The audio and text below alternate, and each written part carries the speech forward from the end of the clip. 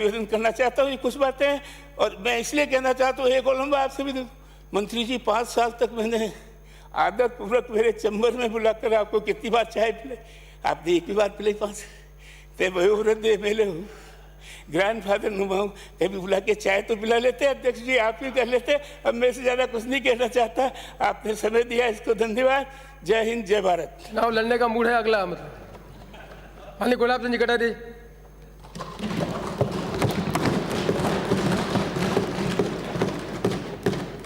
अध्यक्ष महोदय, वास्तव में बजट के बारे में जिसने सुना, जिसने पढ़ा, सब ने इसकी प्रशंसा की इसमें। लेकिन मैंने पिछली बार भी इस बारे में बात करने का प्रयास किया कि ये आपके जो पैर हैं 19 से जो चले हैं और जिस दिशा में पढ़ रहे हैं वो इस बात को प्रमाणित नहीं कर रहे हैं। मैं बार बार आपसे आग्रह कर रहा हूँ, ये इसको आप ज़मीन पर नहीं उतार सकेंगे, नहीं उतार सकेंगे, नहीं उतार सकेंगे। कितना अच्छा लगा कि आज मुख्यमंत्री जी आए तो हाउस में भी हैं और उधर लॉबी में भी हैं। बाकी हम सब चिल्लाते रहते हैं यहाँ लॉबी में, कोई भी जिम्मेदार आदमी नोट करके कुछ भी करने को तैयार नहीं। ये पहली बार, आपकी बार इस 15वीं विधानसभा में जो दृश्य मैंने देखा, मुझे दुख है बहुत। मैं आज आपसे निवेदन करना चाहता हूँ, मैंने आपके चैम्बर में भी बात कही, मैं ये आपका बजट विनियोग विधेयक जो है वो मैं लेके आया हूँ। मैं समझ नहीं पाया, या तो आपके अधिकारी मुझे समझा दें तो मैं समझने की तैयार हूँ। आपका ये विनियोग विधेयक है 2020 का और एक है 2021 का और एक है 2022 का। ये तीनों हैं मेरे सामने। ये 20 का है जो हमको उस समय जब आपने बजट पढ़ा था, उस समय आपने उसमें पढ़ा था कि 2,25,764 करोड़ की प्लान है। और ये जो विनियोग विधेयक उस समय जो रखा आपने, उस विनियोग विधेयक में आपने इसको बढ़ा करके 2,32,000 करोड़ बना दिया। अभी 8,000 करोड़ रुपया किस बात का बढ़ा, कहाँ बढ़ा, कैसे बढ़ा, हमारी समझ से परे है। ऐसा कैसे ही आपने 21 का जो विनियोग विधेयक 2 जो रखा है, उसमें भी आपने जो बजट पेश किया वो तो आपने 2,50,000 करोड़ का किया। और विनियोग विधेयक जो आपने रखा है, इसमें आपने लिखा है कि 2,58,000 करोड़।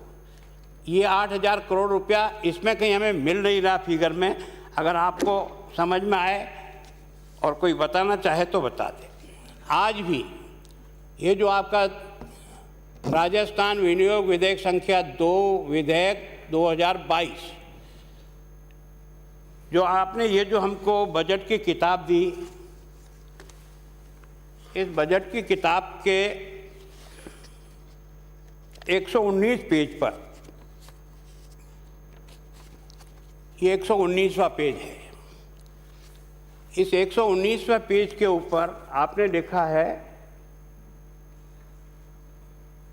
बजट साइज, मतलब टोटल बजट। वो आपने हमको जो किताब दी उसमें 3,46,182 करोड़। और ये जो आज जो विनियोग विधेयक आपका हमारे सामने आया है, इसमें आपने लिखा है कि 3,55,222 करोड़। इसमें भी लगभग वही 8-9 का अंतर आ रहा है। तो ये फिगर जब आपने हमको 23 तारीख को दिए थे, उस दिन तो ये 346 था, और आज अपन इसको जब एंड कर रहे हैं कि आज बजट का लगभग समापन से होगा, एक तरह से पास करेंगे, उसमें आपने इसको बढ़ा करके 3,55,000 करोड़ रुपया किया। ये हमारी समझ में नहीं आ रहा कि ये किस कारण से आया, और ये बदलाव जो हुआ है आप जब जवाब दें, क्योंकि हम कोशिश करते हैं हमारी तरफ से बात रखने का, लेकिन आपके पास जो रटा है लिख करके देते हैं उसको आप पढ़ लेते हैं, न तो ये नोट करते हैं आज दिन भर किसने क्या कहा, किसका जवाब इसमें बजट में आपको रिप्लाई में देना है नहीं देना है, वो लिख के दे दें, वो आप पढ़ देना, नहीं दिखे तो कोई बात नहीं, हमारे भाग्य में लिखा है तो हम यही बर्दाश्त करें। अब मैं आपको बताना चाहता हूँ, आपके जो कदम पड़ रहे हैं ना वो गलत दिशा में, इसलिए मैं आपको बार बार सचेत कर रहा हूँ। मेरी कोई किसी बजट से, बजट तो राजस्थान की जनता का बहबूदी का रास्ता है, और राजस्थान की करोड़ों जनता आपको और मुझे ये जो खजाना सुपुर्द करते हैं ना, ये केवल एक मुनीम के तरफ से ट्रस्टी के रूप में देते हैं। आप उसके मालिक नहीं हो। मालिक तो राजस्थान की वो गरीब जनता जो टैक्स के पैसे से खजाने को भरकर चाबी आपके हाथ में देती है, और लोकतंत्र के तकाजे में क्योंकि आपका बहुमत है इसलिए चाबी आपके हाथ में देते हैं। इसका मतलब ये नहीं है कि उस पैसे का ठीक प्रकार से उपयोग नहीं हो। मैं आपको उस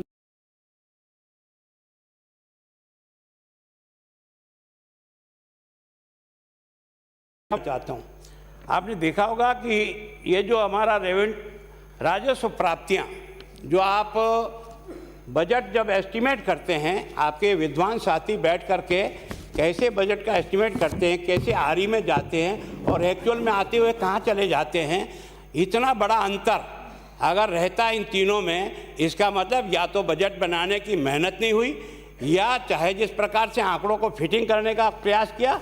मुझसे कोई भी माननीय सदस्य अगर इस विषय पे सहमत नहीं हो तो कोई चिंता नहीं, मैं मेरी तरफ से मेरा प्रयत्न कर रहा हूँ, बाकी तो आपको जो करना है। आपने बजट जो पेश किया 19-20 में, वो राजस्व प्राप्तियाँ किया था 1,64,000, और इसका जब एंड हुआ तो 1,40 पे एंड हो गया। 1,64 आपने माना, 1,64,000 1,40 पे हो गया।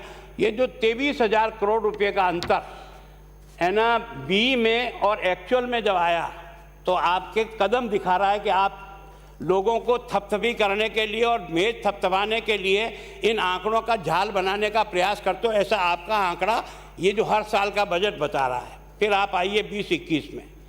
20-21 में आपने रेवेन्यू रिसिप्ट बताया 1,73,404 करोड़ रुपया, और आपका एक्चुअल कितना आया 1,34,000।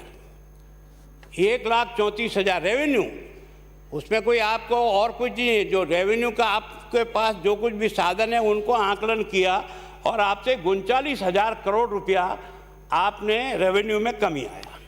अब आपने देखा कि ये जो 21-22 में आपने बी रखा वो 1,84,330 करोड़ का रखा। अभी जो आपने आरी बनाई है उस आरी में आप इसको 1,89 ले गए, और एक्चुअल में मैंने जो 31 दिसंबर के आपके अब तक का जो रेवेन्यू रिसिप्ट हुआ है उसको मैंने उस दिन भी बताया था। अध्यक्ष महोदय, मैं फिर आपसे विनम्र प्रार्थना करना चाहता हूं कि हम ये बजट बनाते समय, आरी में जाते समय और एक्चुअल में जाते समय इतना बड़ा अगर अंतर आता है तो इसका मतलब बजट बनाने में कहीं न कहीं हमें जनता को आश्वस्त करना चाहिए होनी है। अभी तक जो मैं बता रहा हूँ, आप 1,79 जो आपने आरी माना है उसकी जगह केवल 1,16 अभी तक आया है। अभी लास्ट में कितना आ गया आपके विद्वान साथियों के पास हो तो एक स्लिप आपको पास पहुंचा दे कि अपन मार्च के लगभग 31 मार्च को ये साल भी एंड हो जाएगा। कम से कम इनके पास फरवरी तक के तो आंकड़े आ गए होंगे कितना रिसीव हुआ, कृपा करके वो बता दो, समझ में आया।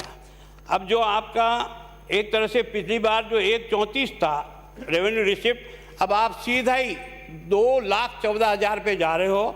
इसका मतलब 80,000 करोड़ रुपया आप पिछले साल के और इस साल के इस 12 महीने में रेवेन्यू अधिक कमा लेंगे। ऐसा कौन सा जादू है, ऐसा कौन सा साधन आपके पास मिल गया जो आपने इतने दिन तक घूम रहा था ना, एकदम ढूंढ के निकाला, समझ में नहीं आता।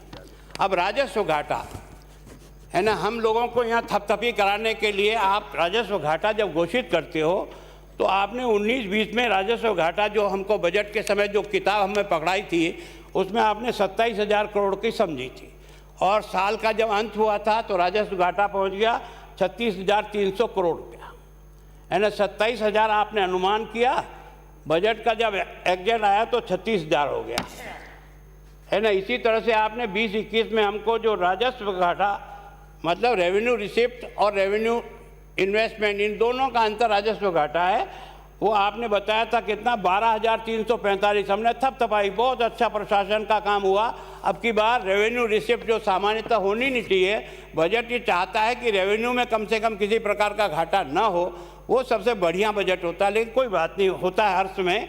तो आपका जो 12,000 सोचा था वो 44,000 हो गया। 12,000 का जो घाटा आपने सोचा था वो एक्चुअल जब आपका मार्च 21 खत्म हुआ तो ये 44,000 हो गया। इसके बाद आपने फिर 21-22 में वही 23,700 सोचा, वो अभी आ रही है। अभी एक्चुअल तो आपके विद्वान साथी बताएंगे, आज की तारीख में हो गया 35,689 करोड़ रुपया। मतलब आप, और इसी तरह से आप हमको मेजर थपथपा रहे हो कि राजस्व घाटा इस बार 23,000 करोड़ होगा। मैं आज कह रहा हूँ आपको, ये 50,000 करोड़ रुपए से अधिक जाएगा। ये केवल आंकड़ों का माया जाल बनाकर तालियां पिटवा सकते हो, लेकिन जमीन के ऊपर विकास नहीं जाएगा। वो भाटा जरूर आपको याद करेगा कि मुझे यहाँ लगा के गए हो, पूजन करके गए हो, मैं अभी तक यहाँ जंगल में बैठा बैठा रो रहा हूँ। ये स्थिति पिछले कई वर्षों से जो होती चली आ रही, उसके बारे में निवेदन कर रहा हूँ। इसी तरह से आपने देखा होगा पूंजीगत प्राप्तियाँ, है ना, पूंजीगत प्राप्तियाँ, ये तो सारा कर्जे से ही है, और सरकार इधर से लेकर के एडजस्ट करती है, उसमें भी बहुत बड़ा अंतर है। आपने सोचा था 19 में 69,000 करोड़, आपको पैसा लेकर के इसको 73,000 करोड़, 4,000 का अतिरिक्त कर्जा लेकर के आपको अपनी योजनाओं को बैठाने का काम करना पड़ा। इसी तरह से आपने 52 सोचा पिछले साल, 52,000 करोड़ रुपया का हम जो है ना पूंजीगत प्राप्तियां समझते हैं। 52 की जगह 1 लाख करोड़, इसका मतलब लगभग 48,000 करोड़ रुपया कर्जा लेकर के आपने अपनी रेवेन्यू रिसिप्ट और वो जो घटी थी ना, उसको एडजस्ट करने के लिए लिया। उसके बाद भी आपका घाटा बढ़ा। इसी तरह से आप अब की बार कमाल कर रहे हो। आपने जो है ना बी में आया 66,000 करोड़, और अभी बी की जगह जब आरी आई है इस 21-22 की, आरी कितनी गई है? आरी गई 1,29,000 करोड़, है ना। आपने सोचा था 66,000 करोड़, उसकी जगह आपकी आरी अभी बनी है 1,29,000 करोड़, 93,000, एकदम बड़ा है। मैं सोचता हूँ ये कोई बजट, अगर इस तरह का चमत्कार होता बजट बनाने में, इतने विद्वान साथियों को 93,000 करोड़ रुपया हमको इसमें से एक्स्ट्रा लेना पड़ेगा, तो बड़ा कमाल की बात है। तो सोचता हूँ, और अब आप 22-23 में सीधे आगे 1,31 पर, है ना। आपका जो पिछली बार का जो प्राप्ति रही ना, वो आपकी 66,000 से आप सीधे बढ़ करके 1,31 पे जा रहे हो, डबल। और इसमें भी आपका पूंजीगत व्यय जो विकास को दिखाता है, पूंजीगत व्यय का मतलब विकास पे किया हुआ खर्च। आज विकास के खर्च में क्या है कि 19-20 में आपने सोचा था कि 19,000 खर्च होगा, हुआ मात्र 14,000 करोड़। इसी तरह से आपने 20-21 में सोचा 21,000 खर्च होगा, 15,000 ही हुआ। इसी तरह से आपने पिछली बार 21-22 में सोचा था 24,000, अभी आपने आरी में इसको 28 ले गए, जबकि मैंने जो आपका 31 दिसंबर तक का जो आपका पूंजीगत व्यय हुआ है वो केवल और केवल 16,518 करोड़ है। अभी आप ये 2-3 महीनों में क्या चमत्कार करोगे जिसके कारण से इसकी पूर्ति हो जाएगी, मेरी समझ के बाहर है। मुझे बहुत दुख है, ये जो आप है ना FRBM एक्ट को एडजस्ट करने के लिए अपने के आंकड़े के मायाजाल को फिट करने का प्रयास करते हो कि जो लिमिट दे रखी है उस लिमिट से परसेंटेज से हम ज़्यादा हमारा कर्जा न हो। अब मैं आपको बता रहा हूँ, 19-20 में आपने जो हमको बजट दिया था जिस समय, उस बजट में आपने माना था कि 3,39,368 करोड़ रुपए का कर्जा होगा, ये आपने माना। एक्चुअल में हुआ कितना? 3,52,000। इसी तरह से आपने 20-21 में माना क्या कर्जा? 3,75,000 करोड़, और हुआ कितना? 4,10,000 करोड़। मतलब आप बी में क्या बनाते हो, एक्चुअल में आता है तब तक क्या होता है। और अब की बार आपने 21-22 में बनाया कि हमको 4,57,000 करोड़ का घाटा होगा जब बजट पेश किया, और वास्तव में अपनी आपने जो आरी बनाई है वो 4,72 की बनाई, 4,72,000। और मेरी गारंटी, अगर ये आपको हिसाब दें, आज की तारीख में 5 लाख करोड़ से अधिक राजस्थान में कर्जा हो चुका है। अब आप इसको एडजस्ट करने के लिए अगली बार का घाटा क्या दे रहे हैं, अगली बार का कर्जा क्या बता रहे हो? अगली बार का कर्जा बता रहे हो कि 5,31,000 करोड़ रुपया होगा इस बजट में, जो आप हमको अभी विनियोग विधेयक दे रहे हैं ना, इस सब की पूर्ति के लिए 5। और मैं आज आपको कह रहा हूँ यह कर्जा 6 लाख करोड़ से अधिक जाएगा। और इसमें अगर आपने बिजली विभाग और बाकी विभाग को और मिलाया जिनकी आपने गारंटी दे रखी है, तो ये कर्जा 8 लाख करोड़ के आसपास जाएगा जो गारंटी में है। और विशेष करके बिजली का लगभग आप 1 लाख करोड़ के घाटे में वापस पहुंच गए हो। लगभग, हो सकता है 10-20 कम हो ज़्यादा होगा। इसी तरह से आपका जो पिछले बजटों का जो आधार मैं देख रहा हूँ, उसके आधार पर इस बजट को आप किसी कीमत पर पूरा नहीं कर सकते, कोई चमत्कार नहीं कर सकता। और मेरी गारंटी है केवल और केवल वैसी होगी जैसी एक्चुअल जब बजट का फाइनल होगा तो ऐसी स्थिति आएगी।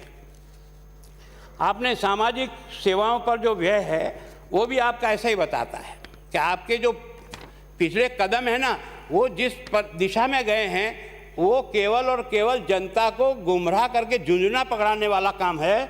आपने कहा था सामाजिक सेवाओं पर हम 84,815 करोड़ रुपया खर्च करेंगे, एक्चुअल में आपने खर्च किया है 73,800, मतलब एक तरह से आपने 11,000 करोड़ रुपया कम खर्च किया। और 20-21 में आपने सोचा था कि 85,753 करोड़ रुपया हम सामाजिक सेवाओं पर खर्च करेंगे और खर्च हुआ 81,000 करोड़, मतलब 4,000 करोड़। फिर आपने एकदम 99,244 करोड़ पे आए आप 21-22 में, और अभी आप आरी में जा रहे हैं तो आरी में बता रहे हैं आप, है ना, 1,03,990 करोड़ रुपया करेंगे। और मैं आपको बता रहा हूँ 31 दिसंबर, यह जो 21 अभी जो आपका गया है, उस समय तक आपके पास सामाजिक सेवाओं में जो खर्च किया है वो मात्र 52,588 करोड़ रुपया खर्च किया है। अब ये जो 52,000 और आप जिसको 1 लाख करोड़ से ये 48,000 करोड़ रुपया आप किस तरह से सामाजिक सेवाओं पर इन 2 महीनों में खर्च कर दोगे, हमारी समझ के बाहर है। आपने केवल और केवल जिस कलाकार ने भी ये बजट बनाया होगा उसने क्या किया कि 1-3 आपने आरी में आ गए, इसलिए कुछ तो इससे बढ़े गई, इसलिए सीधा 1-13 पर ला करके अब की बार आपने सामाजिक सेवाओं पर खर्च करेंगे ताकि लोग झुंझुना बजाएं, आप और हम सब ताली बजाएं। बहुत अच्छा बजट है, पर पूर्ति होगी उसकी दिशा इसमें से नहीं दिखती है। इसी तरह से आप देखो आर्थिक सेवाएं, जिसमें आपकी एग्रीकल्चर सब आ जाती है। आर्थिक सेवाओं में आपने सोचा था 66,000 खर्च, उसकी जगह 60 कर पाए 19-20 में। फिर आपने जो है ना 20-21 में सोचा था 58 खर्च कर पाए केवल 51,000 करोड़, केवल 51,000। अब की बार आपने सोचा 64,000 करोड़ और अभी आप आरी में आए 80,000 करोड़, मतलब आप उससे ठीक एक कदम पीछे 51,000 करोड़ रुपया खर्च करते हैं एक तरह से आर्थिक सेवाओं पर, और आप एकदम इसमें से बढ़ा करके 80,000 कर देंगे, मतलब आप एकदम 29,000 करोड़ रुपये का खर्चा बढ़ा देंगे एक साल में। इतने चमत्कार होगा। आपको केवल आगे का आंकड़ा एडजस्ट करना था।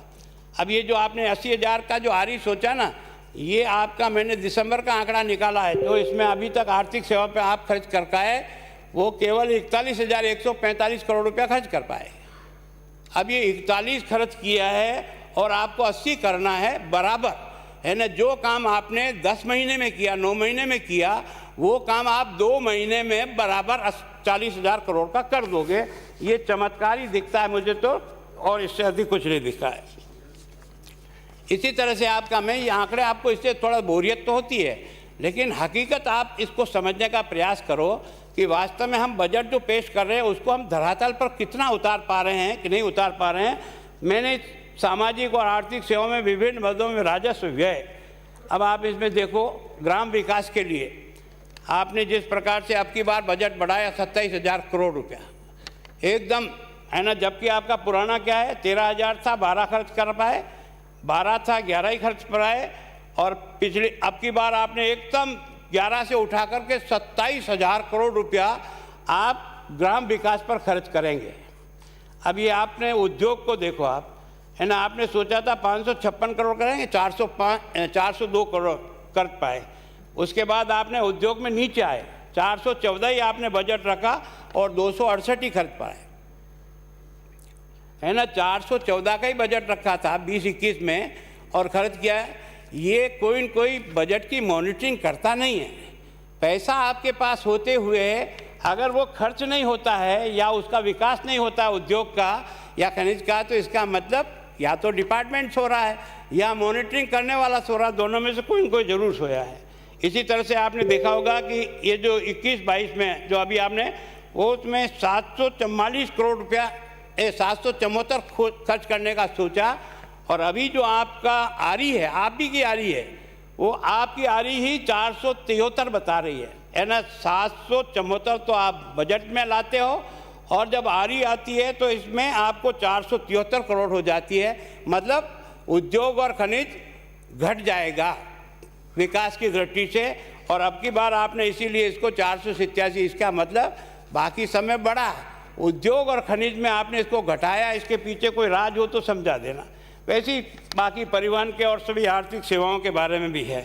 मैं सोचता हूँ मैंने हर चीज़ को इसमें लेने का प्रयास किया। वास्तव में जिस प्रकार का अब ये जो आपका पूंजीगत व्यय है ना, ये सीधा सीधा विकास करता है, इससे डेवलपमेंट इसी से होता है। इस डेवलपमेंट में आपने ग्राम विकास पर है ना आपने 450 करोड़ का सोचा था, 21-22 का सब नहीं पढ़ रहा हूँ, और आपका अभी आपने आरी में आए तो इसको 450 को बढ़ाकर सीधा ही 1000 करोड़ कर दिया। यानी क्या तो बजट बनाया, बी क्या बनाया, फिर आरी में आप इतने जस्ट डबल कैसे हो गए। और इसको एडजस्ट करने के लिए, क्योंकि आगे को 22-23 का बजट बनाना है, इसलिए इसको 1000 करोड़ किया है।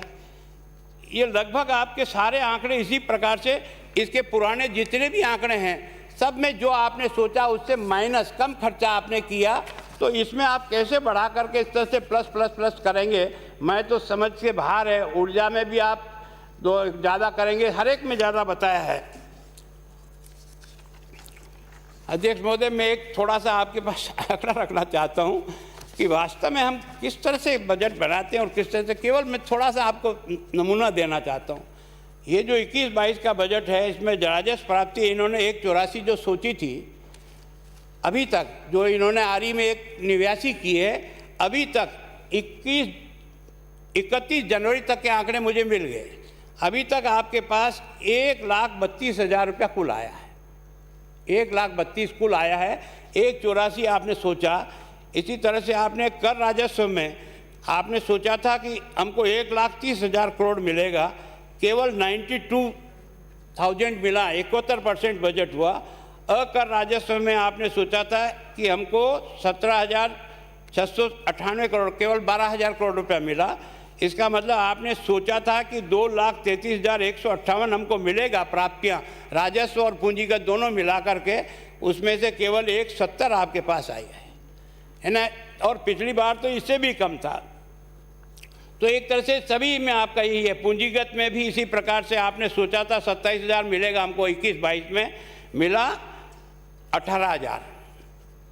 ये 31 जनवरी तक आंकड़ा बता रहा हूँ मैं आपको, है ना। 27 से मतलब 1000 की जगह 18,000 का मतलब 9,000 करोड़ रुपया आप केवल और केवल 2 महीने में अर्न कर दोगे, पूंजीगत व्यय में खर्च कर लोगे। समझने पड़े है भैया। इसी तरह से सामाजिक में सभी में इसी प्रकार का आपका ये सारा आंकड़ा जो है ना, ये बताता है कि आप इस प्रकार से है। अब आप इसमें जो है ना, सकल घरेलू उत्पाद की तुलना में राज्य का राजकोषीय घाटा, मतलब दोनों ही है ना, रेवेन्यू का भी और पूंजीगत जो घाटा है, वो घाटे की स्थिति आप थोड़ा सा आंकड़ों तो देखने का प्रयास करें। आपने 19-20 में सोचा था कि हमको जो टोटल जीडीपी होगी राजस्थान की, वो 10 लाख करोड़ होगी, और वास्तव में जब आपका एक्चुअल आया तो ये एक तरह से 9,98,000 करोड़ हुई, जीडीपी कम हुई। उस समय आपने आंकड़ा एडजस्ट करने के लिए जो कर्जा है आपका, वो 3,26,000 करोड़ रुपया माना आपने, नहीं सॉरी 32,678 करोड़ रुपया माना था, क्योंकि ये 3.2 पे रखना था। लेकिन ये जा कर के जब आपका जीडीपी घटा और इधर से आपका जो है वो जो आपको राजकोषीय घाटा है वो 37,000 करोड़ हो गया, तो 3.8 हो गया। मतलब वहाँ एडजस्ट करने के लिए 3.2, फिर जब आप एक्चुअल में आए तो 3.8 हो गया। इसी तरह से आप 20-21 की भी देखो आप, उसमें आपने माना था कि हमारी जीडीपी होगी 11 लाख और आपका जो कर्जा होगा वो 33,922, मतलब 3% होगा। अब एक्चुअल में हुआ क्या है, जब इसको एक्चुअल आया तो ये जीडीपी घटा, 11 लाख की जगह 10 लाख हो गया, और उधर आपका जो कर्जा था, जो आपने 33,000 सोचा था, वो 59,000 हो गया। इसका मतलब आपका एफआरबी में एक्ट के तहत 5.9 पे जाकर के आपका ये कर्जा बैठा है। आप इस आंकड़े को जोड़ने के लिए कि दुनिया न जाने कि हम FRBM एक्ट के बाहर निकल गए, इसलिए आंकड़े मिलाने की जो पैंतरेबाजी है ना, ये राजस्थान की जनता का भला नहीं करेगा। आपको और मेरी ताली बजाने में तो भला हो सकता है। इसी तरह से आपने देखा होगा 21-22 का, 21-22 में जब आपने इसमें 11 लाख का माना था आपने हमारा GDP और 47,000 का करोड़ कर्जा माना, ये 4% माना था आपने कि FRBM एक्ट के तहत ठीक है। लेकिन जब इसकी आरी बनाई तो आपने GDP घटा 200 करोड़ रुपया और उधर जो है ना कर्जा हो गया 62,015 करोड़, मतलब 5.2, मतलब वहाँ 4.1 दिखाया, यहाँ आप FRBM एक्ट से ऊपर चले गए, 5.2 हो गए। और अब की बार आपने फिर कलाकारी की है कि अब की बार हमको 13 लाख जितने करोड़ की होगी, है ना, हमारी GDP इतनी होगी। हमें समझ में नहीं आया कि जो पिछली GDP आपकी है एक्चुअल वो 10 लाख की है, 10 लाख से GDP राजस्थान की 13 लाख पे पहुंच जाएगी। ये आंकड़े की कलाकारी के अलावा कुछ नहीं साबित होगा। मैं आज कह रहा हूं आपको, और ये प्रमाणित होगा सच्चाई के आधार पर क्या हो रहा। और आपने इसको कर्जा 58,000 की सोच करके 4.4 FRBM एक्ट के तहत रखने के कारण से ये पहुंचेगा 6%। ये आज कह रहा हूं मैं, ये सब जो विद्वान आपके साथी यहाँ हैं ना, उनको कहना कि मैंने ये कहा ये सही है या गलत है, ये साल जब गुजरेगा तब बता दो। अब आउटस्टैंडिंग लायबिलिटी के बारे में जो मैंने बता चुका हूं, एक तरह से हमेशा ये जो हमारी कर्जा है ये 33%, 34% इसकी लास्ट लिमिट है। 34% से अधिक कर्जा अगर होता है हमारी GDP का, तो इसका मतलब हम दिवालिया की ओर जा रहे हैं। आपका हालत यही है। 19-20 में आपने जो एक्चुअल आया है वो 35.31% आया है एक्चुअल, और इसी तरह से आप 21-22 का जो एक्चुअल आया है वो 42.7% आया कर्जा, 42.7, जबकि लिमिट आपकी 34% है। तो कर्जा लो माल करो। अभी आप बता रहे हो हमको 21-22 की ये जो बी अभी आपने 22-23 की जो बी रखी है, इसमें आप हमको 5,31,000 करोड़ कर्जा बता रहे हो, ये तो 6 पहुंचेगा। और अभी आप GDP 13 लाख जो बता रहे हो, ये GDP कम होगी तो ये जो आपका 39.8 बता रहे हो जो कर्जे की परसेंटेज, वो आपकी पहुंचेगी लगभग 45%। 45% में आज कह रहा हूँ, नोट करें। और नोट करने के बाद अगर इनमें से कोई आपको बना के दे सके तो इनको कहना बना के दो। क्या कर अध्यक्ष महोदय, आप और हमने भी विधानसभा में इस बात को बार बार उठाई कि हमारी कई योजना ऐसी है जो हम शुरू कब करते हैं, एंड कब होती है, प्रारंभ करते हैं तब कितना पैसा सोचते हैं, अंततोगत खर्च कितना हो जाता है। ये डिपार्टमेंट की मॉनिटरिंग की कमी नहीं है तो और क्या है। अगर इस प्रकार की स्थिति होती है तो जनता का पैसा जाता है, आपका और मेरा तो कुछ नहीं। कागज़ पे जो लिख देते हैं, हम राज करते हैं इसलिए लिख दें, लेकिन आखिर देने वाली जनता तो राजस्थान की है ना, जो अपने खून पसीने से टैक्स दे करके आपकी इस योजनाओं को आगे बढ़ाती है। मैं बताता हूँ, इस नर्मदा नहर, इसको 96 में शुरू किया था योजना को, और मार्च 2003 में इसको पूरा होना था। इसकी मूल स्वीकृति थी 467 करोड़ रुपया। संशोधित इसकी जो खर्चा आया वो 3,124 माना, और अब तक आप खर्च कर चुके इस पर 2,969 करोड़ रुपया खर्च किया, और कार्य आज भी अपूर्ण है। जो आपने ओरिजिनल 467 की योजना सोची, मार्च 2003 में पूरी हो जानी चाहिए थी, वो आज तक भी पूरी नहीं हुई, और आपने 2,969 करोड़ रुपया उस पर खर्च कर चुके हैं। इसी तरह से ये लासी मध्यम सिंचाई परियोजना, ये मई 2007 में इसको ली थी और 13 में इसको पूरा होना था। 44 करोड़ की योजना थी, संशोधित 204 हो गई, और आपका वास्तविक व्यय इसके पास 215 हो चुका, और अतिरिक्त व्यय के बावजूद अपूर्ण है। इतना पैसा खर्च होने के बाद भी योजना अपूर्ण है। इसका मतलब विभाग के अधिकारी या तो चिंता करते नहीं, ठीक प्रकार से मॉनिटरिंग करते नहीं। डिपार्टमेंट और आपका मेरा काम ये है कि जनता के द्वारा दिए हुए धन को सही ढंग से खर्च कर रहा है कि नहीं कर रहा, उसकी देखभाल करना है। ये जो राजगढ़ मध्यम परियोजना, ये आपकी जून 2012 में प्रारंभ हुई, 15 में इसको पूरा होना था। 192 करोड़ की थी, 386 करोड़ का आपने रिवाइज किया, 429 करोड़ रुपया खर्च हो गया। अतिरिक्त व्यय के बाद भी यह आज योजना अपूर्ण है। भैंसा सिंह ये आपकी सिरोही की है, लघु सिंचाई योजना अक्टूबर 78, कब 78 होनी थी 81, खर्चा क्या था 50 लाख, केवल 50 लाख। आपने संशोधित बजट किया 18 करोड़ और वास्तविक व्यय हो गया है 15 करोड़ और ये आज भी अपूर्ण है। और ये पीएचडी को ट्रांसफ़र करके डिपार्टमेंट ने अपना पल्ला झाड़ दिया। ये जो पिपलाद माध्यम योजना अगस्त 6 में पूरी होनी थी, नहीं शुरू हुई 11 में पूरी होनी थी, 33 करोड़ की थी, 91 का आया, 76 करोड़ रुपया खर्च हो गया। 7 साल के विलंब के बाद भी पूर्ण नहीं हुई। तो ये जो डिपार्टमेंट का जो वर्किंग है, इस वर्किंग के ऊपर निगाह डालने की कोशिश करो, जनता के द्वारा दिया हुआ पैसा। अब ये जो अपन कर्जा लेते हैं ना, ये कर्जा आप किस तरह से ले रहे हो, ये आपको इसके ऊपर ध्यान देनी। बाजार से जो उधार ले रहे हैं हम, उस पर ब्याज ज़्यादा लगता है। बाकी जगह से हम लेते हैं पैसा, उस पर हमारा ब्याज कम लगता है। हमने जो है ना 18 में जो कर्जा लिया, उस पर हमारा 52%, एक तरह से 52% हिस्सा उसका था। 100% जो कर्जा लेते हैं हम राजस्थान में, उसमें 18 में 52% केवल बाजार से उधार था।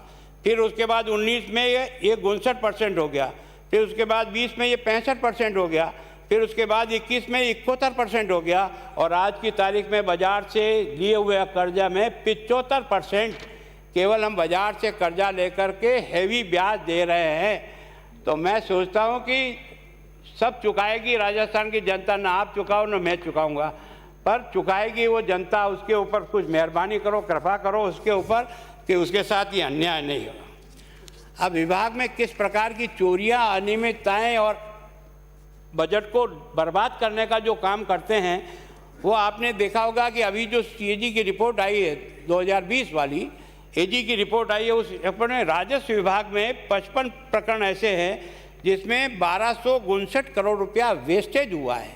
कोई देखेगा ही नहीं वेस्टेज हुआ तो किसने किया, क्यों किया। और कई बार हम हमारे पैरा डिस्कस करने के बाद हम रिपोर्ट भी बनाते हैं, पर उसके बाद पालना को नहीं। शिक्षा विभाग 171 ऐसे प्रकरण हैं जिसमें 5091 करोड़ की चोरी या लीकेज हुआ है। चिकित्सा विभाग में 59 प्रकरण है, 69 और 722 करोड़ रुपए का लीकेज हुआ है। इसी तरह सार्वजनिक निर्माण में 21 मामले ऐसे हैं, एजी ने जो पकड़े हैं, वो 477 करोड़ रुपए का वेस्टेज हुआ। सब मिलाकर के 16 विभाग का जो मैंने निकाला है, वो आपके 796 प्रकरण हैं और 11,886 करोड़ रुपए का चोरी, गबन या जो लीकेज हुआ है उसके कारण से एजी ने ध्यान में लाया। तो अब मैं आपको बार बार हमेशा कह रहा हूँ कि ये डिपार्टमेंट लास्ट के 2 महीने में पैसों का एडजस्टमेंट करके और खाना पूर्ति करके आपको आंकड़े दिखाता और आप भी थपथपाओ, हो गया पूरा काम। अब मैं थोड़ा नमूना बताता हूँ। ये जो 31 मार्च 20 को जो समाप्त हुआ, जहाँ तक मेरे पास आंकड़े आए हैं, 50% से लेकर 100% व्यय केवल और केवल मार्च के महीने में हुआ। केवल और केवल मार्च के महीने में वो विभाग हैं जिनमें 50% से अधिक व्यय केवल इस मार्च के महीने में, जो 2020 का कह रहा हूँ, आज का नहीं है क्योंकि आज का तो आंकड़ा नहीं मिला मैं। इसमें जिला पुलिस का 95% पैसा एक योजना का, वो जो है ना केवल और केवल इस मार्च में हुआ है। इसी तरह राष्ट्रीय उच्चतर शिक्षा अभियान 59% हुआ है। पेयजल योजना नर्मदा परियोजना का क्लस्टर बनाने का जो पैसा आपको मिला, उसमें 56% पैसा केवल और केवल मार्च में लगा है। राजस्थान चिकित्सा शिक्षा सोसाइटी, इसका जो है ना 54% पैसा केवल इस मार्च में है ना 20 में आपने क्या तो इसको इस फंड से उठाकर उस फंड में डाल करके उसकी पूर्ति करी है। यह नाबार्ड के तहत जो माध्यमिक शिक्षा का जो पैसा आपको मिला, उसमें से 73% पैसा केवल मार्च के महीने में ही आपने एडजस्ट किया है। राजस्थान परिवहन आधारभूत विकास निधि का 56% पैसा, चिकित्सा महाविद्यालयों का 92% पैसा, कितना 92% पैसा।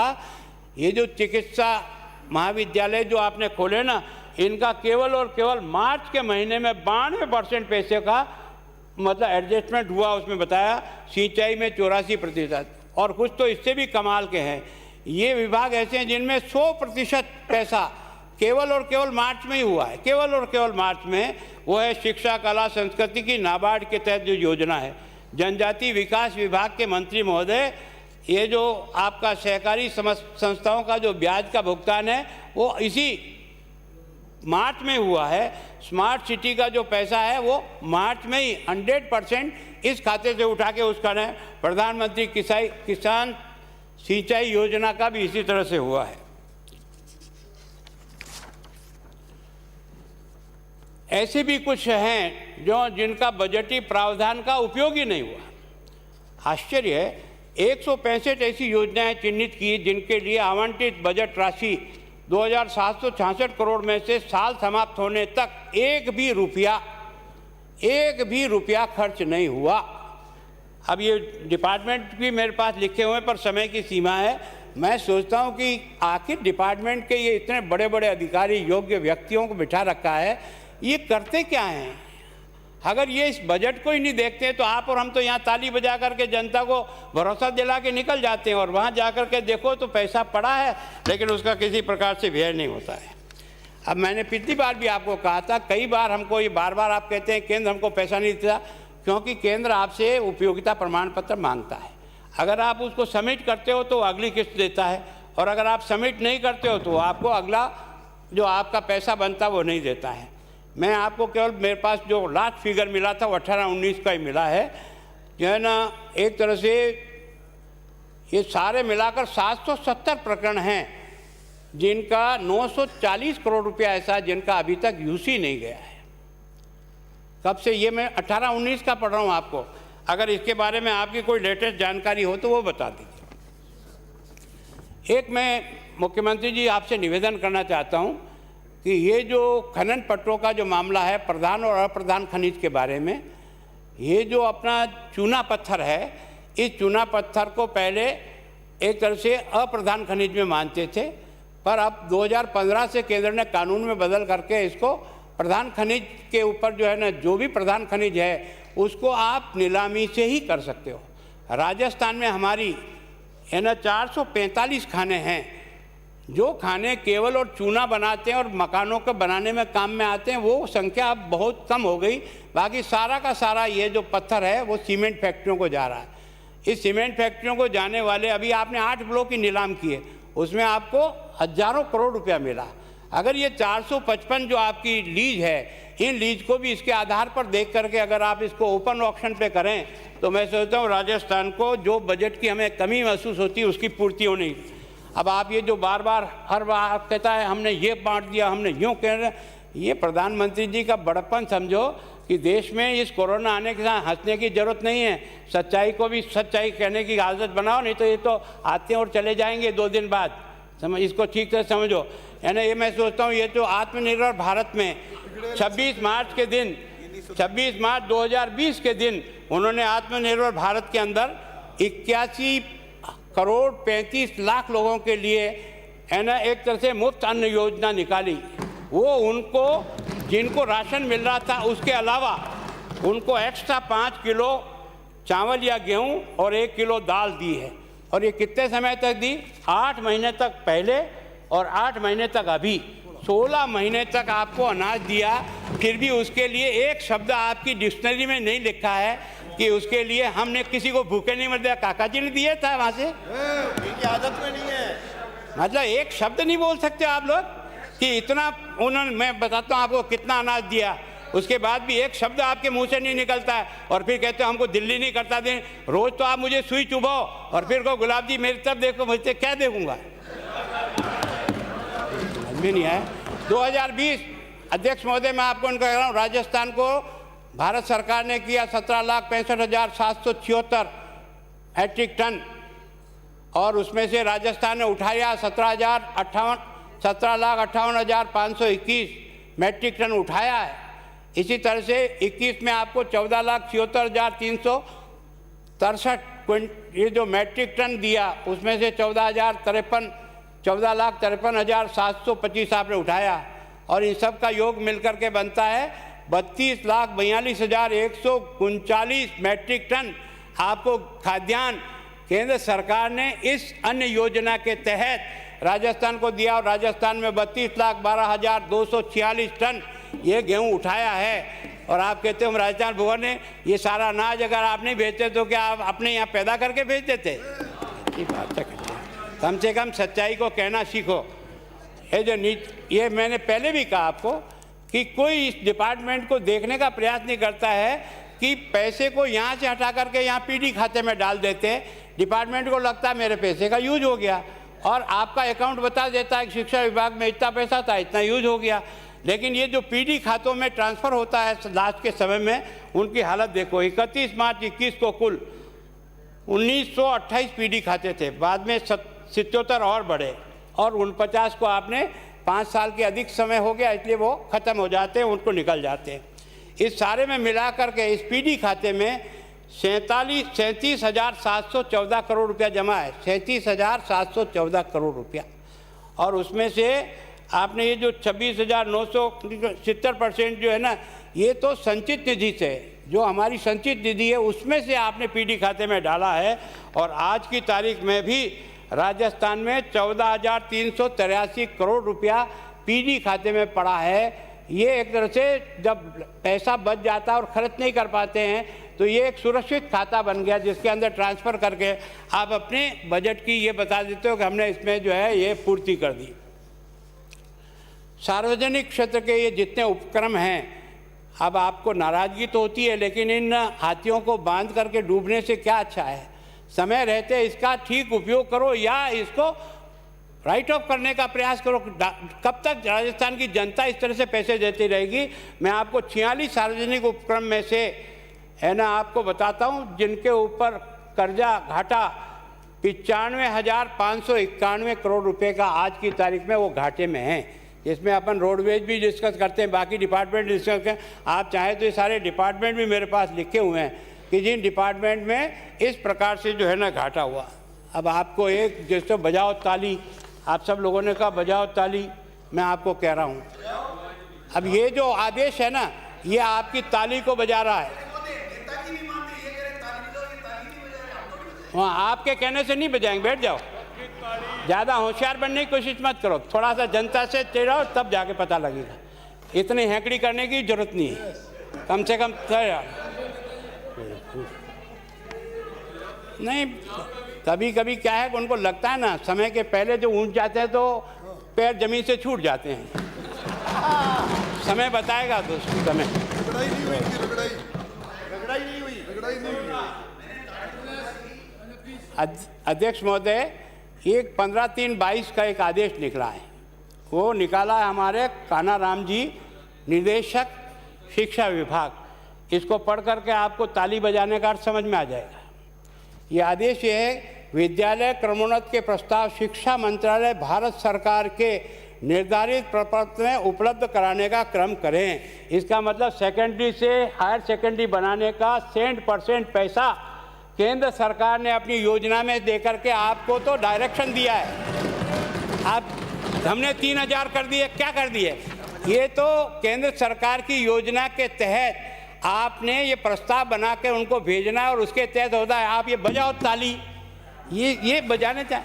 मैं फिर आपसे बहुत विनम्र प्रार्थना कर रहा हूँ, मैं मुख्यमंत्री महोदय, एक तो आप पधारा करो, इस हाउस का डेकोरम रहेगा, और दूसरा आपकी इन अधिकारियों को कहो कि हम यहाँ फालतू बोलने के लिए नहीं आते हैं, हम समस्या को सुलझाने के लिए आते हैं। और हमारे सुझाव से अगर आपका डिपार्टमेंट का अधिकारी उसको ठीक प्रकार से समझ कर करे, ये पूरी ब्लैंक रहती है, खाली कोई भी आदमी इसकी जो है, ये तो आप पधारे ना तो आपको दिखाने के लिए आए। ये हमारी विधानसभा को शकल दिखाने नहीं आते हैं, क्योंकि हम जनप्रतिनिधि नहीं हैं, हम जनप्रतिनिधि नहीं, हमने मुख्यमंत्री की शपथ नहीं ली, ये तो सच है, लेकिन हम भी जनता के चुने हुए विधायक की शपथ तो यहीं आपने दिलाई थी ना।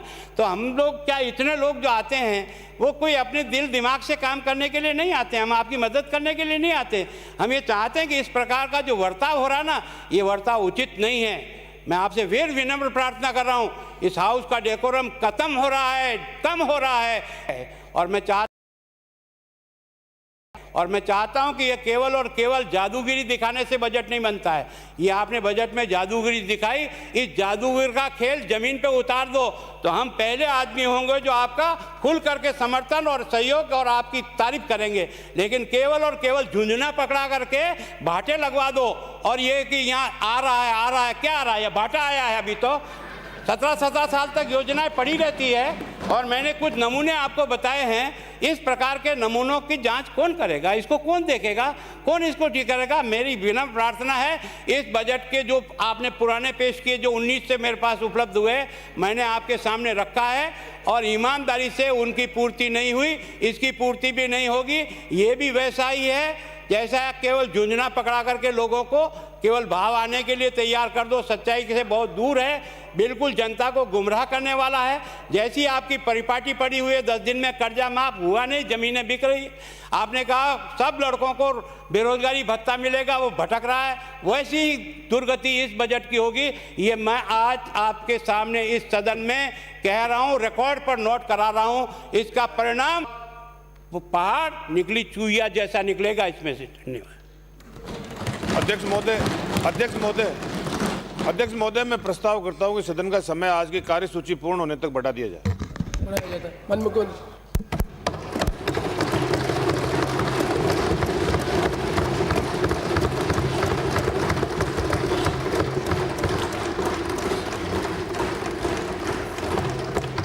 माननीय अध्यक्ष महोदय, मैं सबसे पहले तमाम माननीय पक्ष विपक्ष के सदस्यों को धन्यवाद देना चाहूँगा कि उन्होंने जिस रूप में भाग लिया है। फाइनेंस बिल पे भी और अपोजिशन बिल पे भी, और नेता प्रतिपक्ष तो खैर कहाँ गई,